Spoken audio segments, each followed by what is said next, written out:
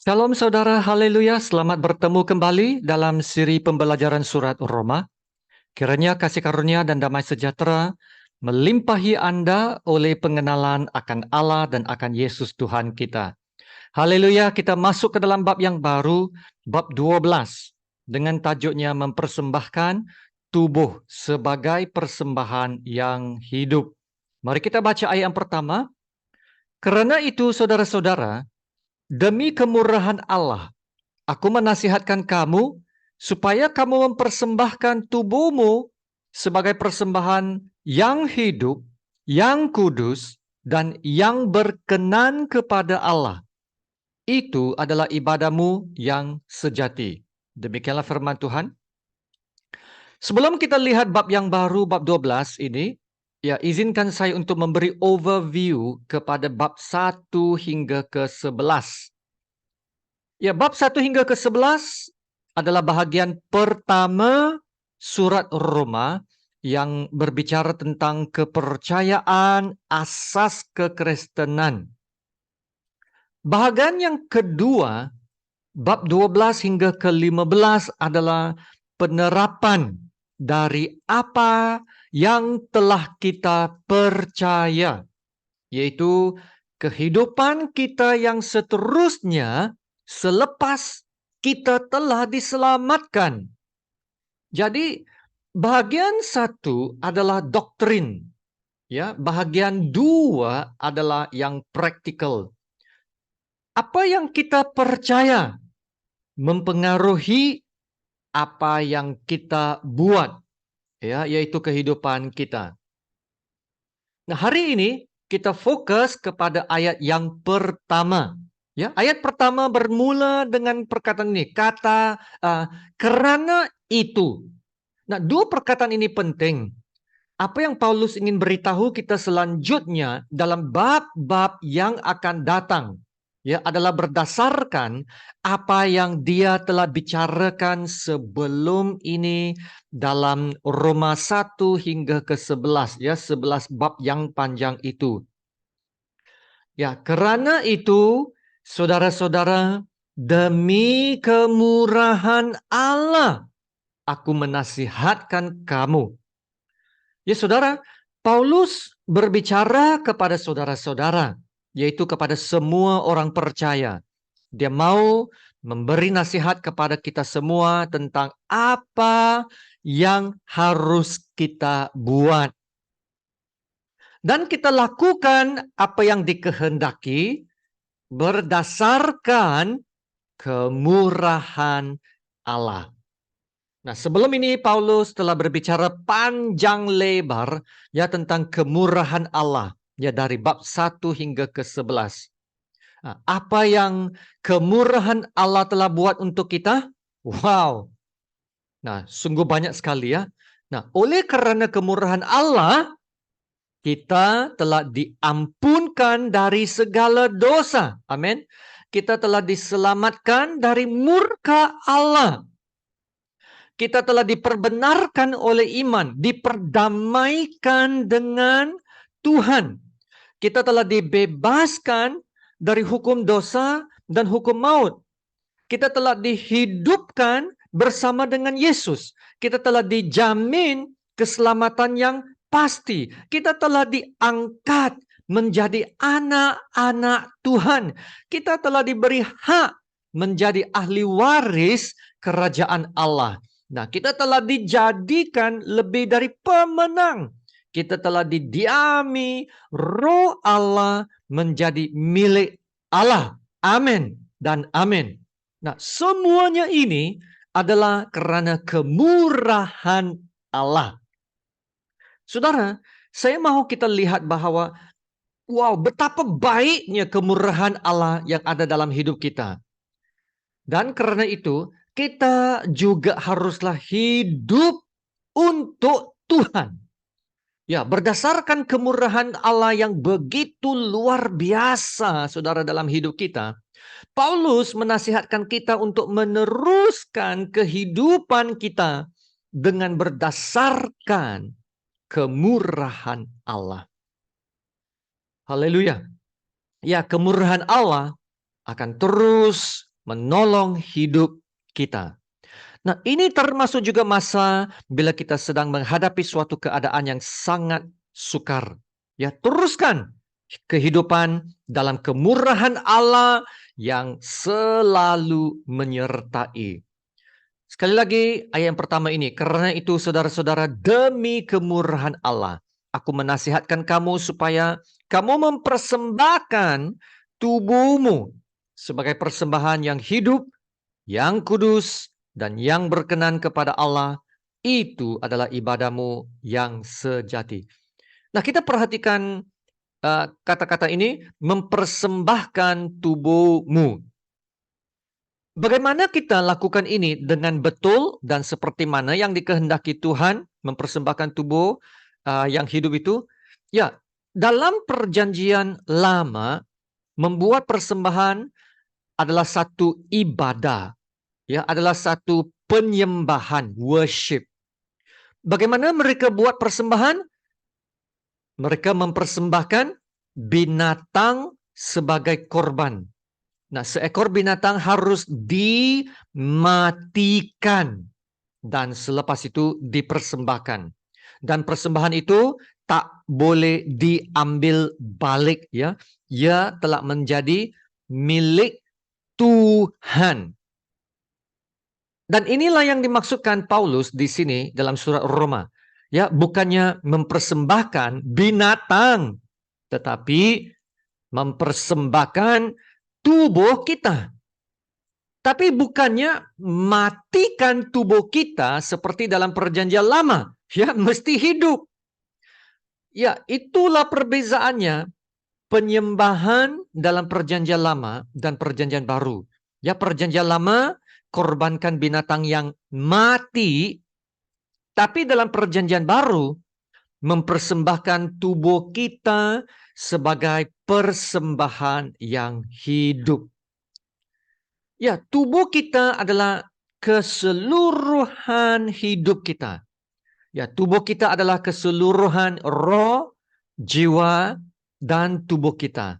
Ya, yaitu kita menyerahkan keseluruhan hidup kita kepada Tuhan dalam pengabdian yang sepenuhnya kepada Tuhan, ya.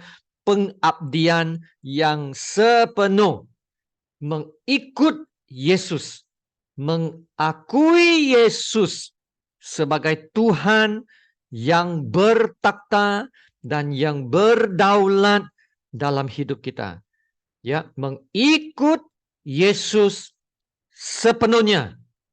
Ya, menjadikan kehendak Tuhan kehendak kita. Ya, dan ingatlah, kita hanya dapat hidup dalam penyerahan dan pengabdian sepenuhnya kepada Tuhan.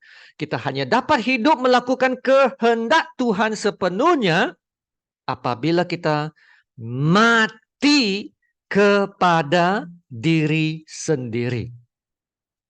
Ya, maksud saya dalam konteks surat Roma, ya, adalah mematikan manusia lama, disatukan dengan Tuhan Yesus, dan dibangkitkan kepada hidup yang baru, new life, ya, menjadi manusia ciptaan baru dalam Yesus Kristus.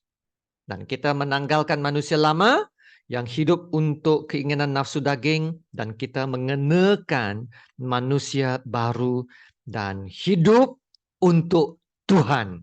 Amin. Ya, Roma 6 berbicara panjang lebar tentang hal itu. Ya, di mana Paulus mengatakan kita disatukan dalam Yesus, ya, united with Christ dalam kematian dan kebangkitannya. Ya, dan karena itu Paulus berkata dalam Roma 6 ayat 13, dan janganlah kamu menyerahkan anggota-anggota tubuhmu kepada dosa untuk dipakai sebagai senjata kelaliman. Tetapi, nah, dengar ini, serahkanlah dirimu kepada Allah sebagai orang-orang yang dahulu mati, tetapi yang sekarang hidup. Dan serahkanlah anggota-anggota tubuhmu kepada Allah untuk menjadi senjata-senjata kebenaran. Haleluya. Nah, ya saudara, hanya dengan mematikan diri kita dalam segala keinginan daging dan hawa nafsu dan disatukan dengan Yesus dalam manusia baru, kita dapat hidup melakukan kehendak Tuhan. Kita dapat hidup dalam kekudusan dan perbenaran yang dituntut Tuhan. Amin. Sebab kalau kita hidup dalam manusia lama, persembahan dan penyembahan kita tidak akan diterima Tuhan. Ingatlah, apa yang dipersembahkan kepada Tuhan, ya, mestilah kudus, mestilah sempurna, dan mesti tak bercacat. Tapi kita ini tak sempurna, kita tak kudus, kita tak benar. Itulah sebabnya kita perlukan Yesus. Apabila kita disatukan dengan Yesus, haleluya, perbenaran Yesus menjadi perbenaran kita. Amin. Yesus kudus, kita juga kudus. Yesus sempurna, kita juga sempurna. Sebab kita telah disatukan dengan Yesus. Nah, itulah sebabnya dalam ayat yang pertama ini, sekarang kita boleh mempersembahkan tubuh kita sebagai persembahan yang hidup, yang kudus, dan yang berkenan kepada Allah. Itu adalah ibadahmu yang sejati. Nah, apa yang dipersembahkan kepada Tuhan, mestilah yang hidup, yang kudus, dan yang berkenan kepada Allah. Kalau tidak, Tuhan tidak akan terima. Ya, jadi ingatlah, hanya apabila kita disatukan dengan Yesus yang sempurna dan yang menyempurnakan kita, kita dapat mempersembahkan hidup kita kepada Tuhan, persembahan yang hidup, yang kudus, dan yang berkenan kepada Allah. Haleluya. Dan ini juga bermaksud persembahan kita bukanlah suatu ibadah yang kita lakukan pada hari Minggu kebaktian di gereja. Saudara, itu hanya sekali seminggu saja. Tetapi persembahan hidup kita kepada Tuhan haruslah persembahan setiap hari, every day, setiap masa, setiap waktu. Kita hanya berkumpul di gereja sekali seminggu, itu pun paling-paling 2 hingga 3 jam. Selepas itu kita beredar ke tempat masing-masing. Tapi penyembahan dan ibadah kita kepada Tuhan tidak berhenti. Ingat itu, ya. Ibadah dan penyembahan kita berterusan, yaitu kita hidup untuk Tuhan. Kita hidup melakukan kehendak Tuhan. Apa yang berkenan kepada Tuhan. Kita hidup memuliakan Tuhan. Amin. Ya, kehendak Tuhan menjadi kehendak kita. Kita menjaga kekudusan hidup. Karena kita tahu sekarang kita adalah tubuh Yesus. Kita adalah milik Yesus. Maka kita harus memuliakan Tuhan dalam tubuh kita yang adalah milik Yesus. Nah, itulah maksudnya ibadahmu yang sejati. Ya, yaitu penyembahan kita adalah penyembahan yang berterusan setiap masa, 24 jam setiap hari. Amin. Jadi, ya, kita hidup bukan lagi untuk diri kita sendiri, tetapi hidup untuk Tuhan. Haleluya. Dan ini sedikit pun tidak akan membebankan. Malah, ia adalah suatu kebahagiaan. It's a great joy. Ia adalah suatu sukacita besar dapat hidup bersama Yesus. Ada amin? Haleluya. Ia adalah satu berkat, satu anugerah dapat hidup dalam kesatuan bersama Yesus. Ya, perhubungan dengan Tuhan. Itulah yang seharusnya paling bahagia. paling bahagia perhubungan dengan Tuhan. Amin. Nah, Paulus kata begini dalam Galatia 2:19 dan 20. Aku telah disalibkan dengan Kristus. Namun aku hidup. Tetapi bukan lagi aku sendiri yang hidup, melainkan Kristus yang hidup di dalam aku. Dan hidupku yang kuhidupi sekarang di dalam daging adalah hidup oleh iman dalam Anak Allah yang telah mengasihi aku dan menyerahkan dirinya untuk aku. Haleluya. Paulus berkata dalam ayat ini, Anak Allah yang telah mengasihi aku dan menyerahkan dirinya untuk aku. Oleh karena Paulus telah mengenal Yesus secara pribadi dan telah mengalami kasih Allah yang luar biasa itu. Jadi Paulus dengan relanya menyerahkan hidupnya kepada Yesus yang telah pertama-tama menyerahkan hidupnya untuk Paulus. Wow. Saudara, adakah Anda telah mengalami kasih Allah? Adakah Anda merasa bahwa beribadah kepada Tuhan adalah sesuatu yang membebankan? Melakukan kehendak Tuhan itu membebankan? Adakah Anda sedang mengalami keadaan ini bahwa ya saya sudah tidak dapat rasa lagi sukacita, tak dapat no joy untuk pergi ke gereja, tiada sukacita melayan Tuhan, ya tiada sukacita berdoa, tiada sukacita menyembah Tuhan, macam sudah hilang kegairahan dan semangat untuk Tuhan. Ya, ada rasa begini, saudara. Kalau Anda rasa begitu, apa yang harus Anda buat ialah kembali kepada Tuhan. Amin. Kembali kepada Tuhan dan mempersembahkan tubuh Anda kepada Tuhan, yaitu dengan menyerahkan hidup Anda kepada Tuhan sepenuhnya. Bukan lagi hidup untuk diri sendiri, tetapi hidup untuk Tuhan, mengutamakan Tuhan Yesus. Ya, kembali kepada Tuhan. Tuhan Yesus memberi jemputan ini kepada kita semua. Dalam Wahyu 22 ayat 17. Roh dan pengantin perempuan itu berkata, marilah. Dan barang siapa yang mendengarnya, hendaklah ia berkata, marilah. Dan barang siapa yang haus, hendaklah ia datang. Dan barang siapa yang mau, hendaklah ia mengambil air kehidupan dengan cuma-cuma. Haleluya. Ya saudara, air kehidupan yang diberikan Yesus adalah air yang menyegarkan. Haleluya. Air yang menghidupkan tubuh, jiwa, dan roh. Kalau kita rasa tak bersemangat, Yesus berkata, marilah. Marilah kepada Yesus. Kalau kita rasa sudah jauh dari Tuhan, tidak dapat rasa hadiratnya, Yesus berkata, marilah. Marilah kepada Tuhan dan diisi semula. Sebab Yesus adalah sumber hidup. Amin.